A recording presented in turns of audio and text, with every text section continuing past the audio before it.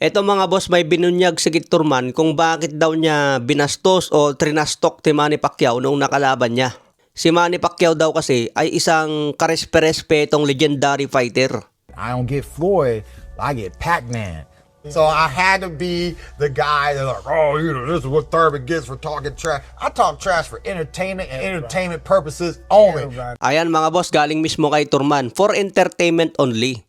Kaya naging kontrabida daw siya sa laban niya kay Manny Pacquiao para mas marami ang magkakainteresado. Samantala may interview naman ang fighttype.com. Ayon sa bagong upload nila na interview si Kit Turman. Sabi ni Turman, pera-pera lang ang laban ni Manny Pacquiao at Floyd Mayweather. Kailangan daw ni Mayweather ng pera at kailangan din ni Manny Pacquiao kaya bumalik sila sa business. Ganyan daw talaga ang boxing ngayon mga boss, basta kilala ang pangalan mo, pwede kang lumaban sa boxing at babayaran ka pa rin na malaki. Tulad niyan, kinuha ng Netflix, wala na silang pakialam sa edad, basta kilala ang pangalan. Kaya itong laban ni Manny Pacquiao at Mayweather, marami pa rin ang magkakainteresado dyan. Kahit 47 versus 49 na.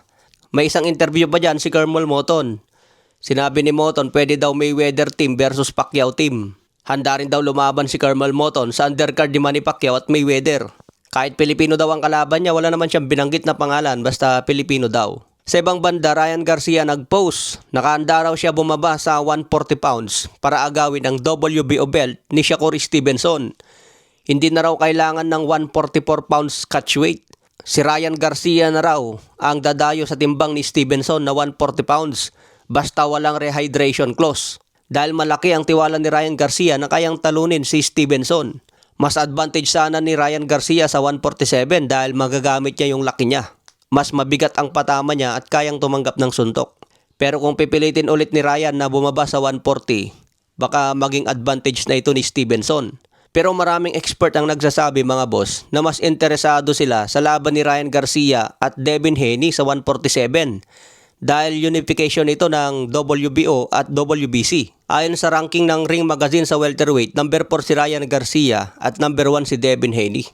Kaya abangan pa rin ang kanilang rematch dahil kontrobersyal ang unang laban nila. Mauulit kaya ni Ryan Garcia na pabagsakin si Devin Haney.